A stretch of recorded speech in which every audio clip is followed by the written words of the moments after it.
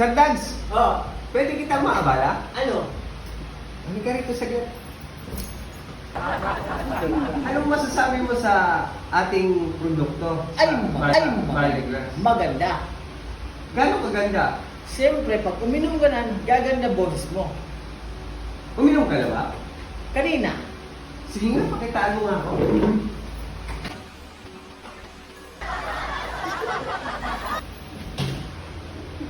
meron pa akong tira dito.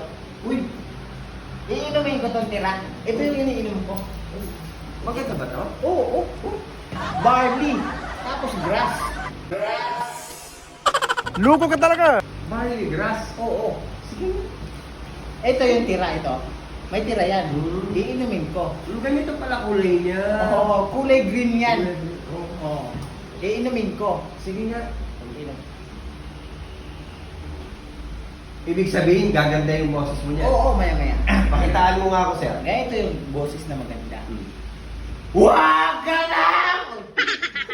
Mali. Kala ko uminom ka na. Hindi. Iinom. Uubusin ko. Yun. Pag inubos ko ito, gaganda boses ko. Sarap. Wow.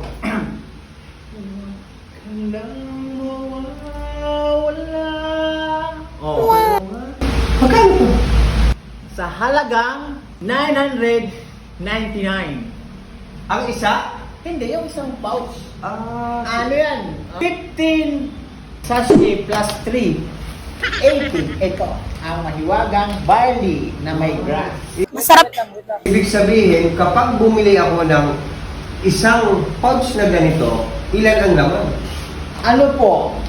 15 sachet plus 3. Plus 3 pa? Oo. Napakaangas, parang carbon. Wow! Kaya nagiging 18 sachet. At bukod dun, gaganda yung boses ko? Oo. Wow, napakagaling naman ng barley grass na to. Saan located itong mabibili?